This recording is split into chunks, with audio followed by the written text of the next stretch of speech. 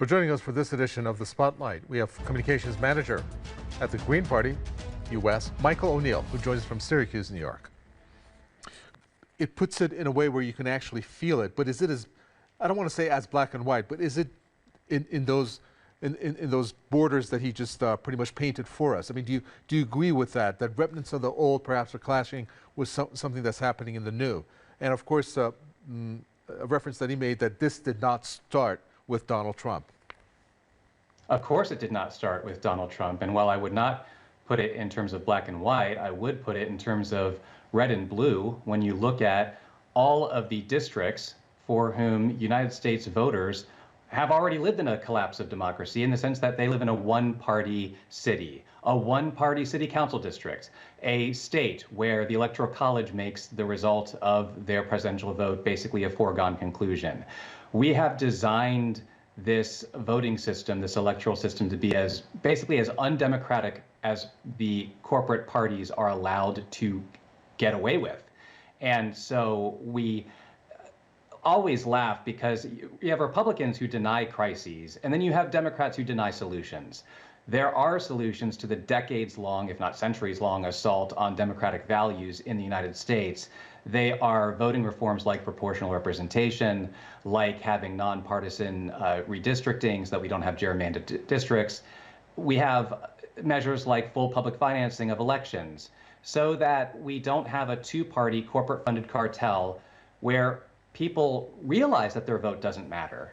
And that is where this rage and where this tension comes from.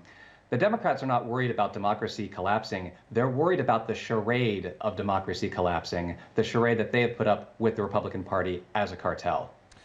When it comes to candidates, and in turn undermine the democracy that should exist in the U.S., but because of these corporations, it's not. Am I correct to even say it that way? And this question goes to you, Michael O'Neill. 100%. And that was something that was laughable about the Democratic Party conspiracies about Russia's supposed influence in the 2016 election, is that whatever a few thousands of dollars that an offshore office might have spent on Facebook ads, it does not even count as a drop in the bucket to the tidal wave of corporate cash that floods every United States election from president on down to dog catcher. And so the corporations like having only two parties because then that means only it's fewer people to buy off, right? And they can be predictable about how they play one side off of the other. And of course, the two parties that dominate our electoral system, they don't want any good examples of parties or candidates who run without the aid of corporate cash. The Green Party, of course, has always sworn off any corporate donations or lobbyist donations since our beginning. And that's because in politics, there's nothing more dangerous than a good example.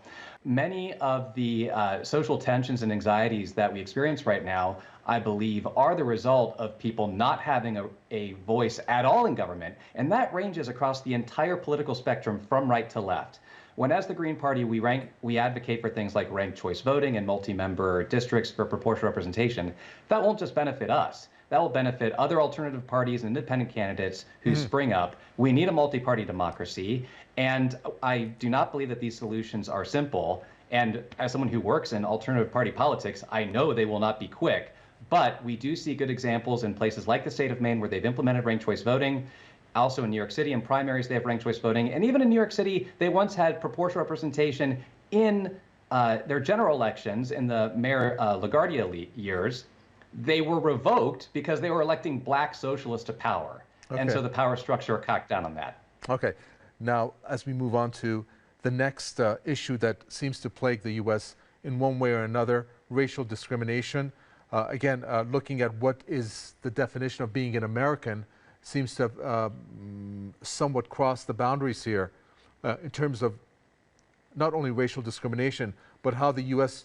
was portrayed to embrace multiculturalism, but now it's more towards nationalistic, perhaps, tendencies.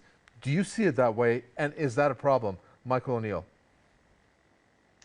I think that the focus on nationalistic interest and stoking tensions and saber rattling with countries like Russia and China is a tried and true tactic of the ruling class to try to distract from the problems, the crises of legitimacy, and the outright crises of society, health, the economy, by stoking up fear against another, by stoking up fear against another country. It's an old playbook, and sadly, it's one that works all too well. That is why the Green Party has always stood for nonviolence as one of our 4 pillars.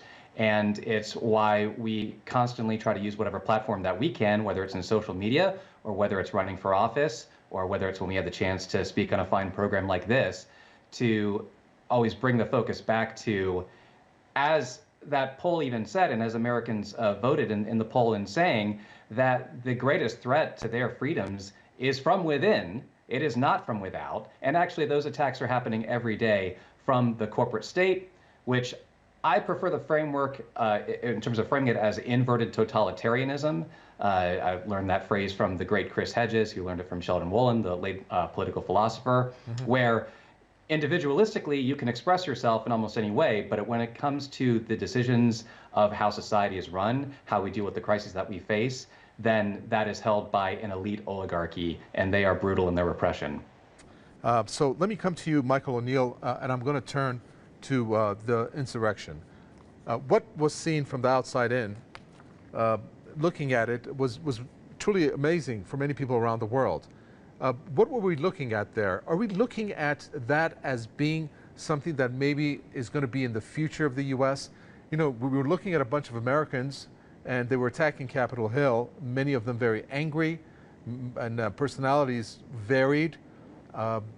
Maybe you can give us your impression of that. In the respect where, is that the type of democracy that the U.S. in some sense is reduced to? I think that insurrections are intending to take power, and these people were intending to take selfies. So I would call what happened on January 6th a mob. I would call it a riot. It was a civil disturbance, and it should be treated that way. I do not believe that there was any danger of the United States government being toppled by that group. And I think that the rhetoric that members of the elite power structure have used around January 6th of last year is about, again, stoking fear, stoking tension to distract from the real crisis of our democracy that the duopoly parties themselves are prosecuting every day. Right now, as I speak to all of you, Democrats in Congress are trying to pass the so-called Freedom to Vote Act, which is going to take away the public funds that are available to presidential primary candidates that Green Party candidates have used for now well over a decade in order to basically wage the profoundly expensive ballot access campaigns that are set up, again, by the 2 parties at the state level. The Green Party, in many ways, has succeeded and grown over the years. We routinely win vote totals that would put us in office in countries where they have a functioning proportional representation system. We routinely are able to get on the ballot in states and are able to win public access to public funds. And when we do that, when we demonstrate that track record of growth and success, the Democrats and Republicans change the rules to move the goalposts to suppress the Green Party and our supporters and candidates. And thank you, Michael O'Neill. I just noticed the green background. It just clicked now. Michael O'Neill there, communications manager from the Green Party, U.S. from Syracuse, New York. Thank you so much. And that does it for this edition of The Spotlight. From Mika Betarwe and the team here in the capital, Tehran. It's goodbye.